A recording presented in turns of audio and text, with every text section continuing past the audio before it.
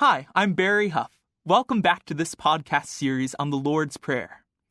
Now we're looking at the petitions, "And lead us not into temptation, but deliver us from evil." The Greek word translated as temptation in the Lord's Prayer can also be translated as test or trial, and it's connected to the verb used to describe when the Pharisees question Jesus and the devil attempts to tempt Jesus in the wilderness, in the chapter right before the Sermon on the Mount. But Jesus didn't fall for it. Jesus had just heard God call him, "My beloved Son, in whom I am well pleased." And the devil begins two of the temptations by saying, "If you are the Son of God." So the devil's temptations were really an attempt at identity theft.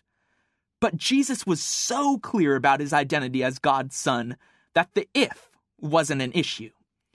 So instead of falling for the devil's suggestions that true satisfaction comes in the forms of food or power or possessions, Jesus responds by redirecting the focus from satisfying himself to worshiping God. A key to freedom from temptation is found in Jesus' answer to the devil's last temptation in the wilderness.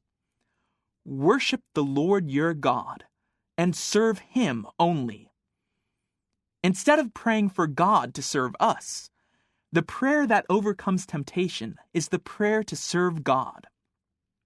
A friend shared an idea about temptation that really hit home with me. If a fisherman pulls in his net and all that he caught was an old boot and a tire, he's not going to feel guilty and beat himself up over it. He'll just throw away the trash, toss his net back in the water, and give it another shot. Temptations come to everyone, so there's no point in going on a guilt trip if a tire gets caught in our net. So what if the temptation lands in our net?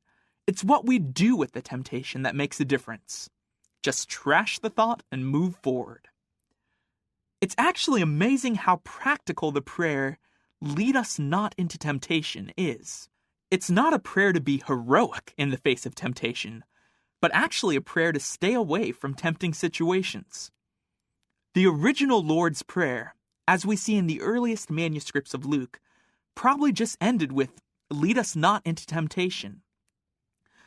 But what if we're already struggling with temptation or a trial? Good news. It's never too late for God to come to the rescue. The prayer continues in Matthew by saying, "Deliver us from evil." And it doesn't stop there. It goes on to explain and celebrate the reason why God can deliver us from evil and do all the things asked for in this prayer. All of this is possible because thine is the kingdom and the power and the glory forever. So the prayer ends by praising God. Mary Baker Eddy writes in the chapter on prayer in Science and Health with Key to the Scriptures, "In the quiet sanctuary of earnest longings, we must deny sin and plead God's allness."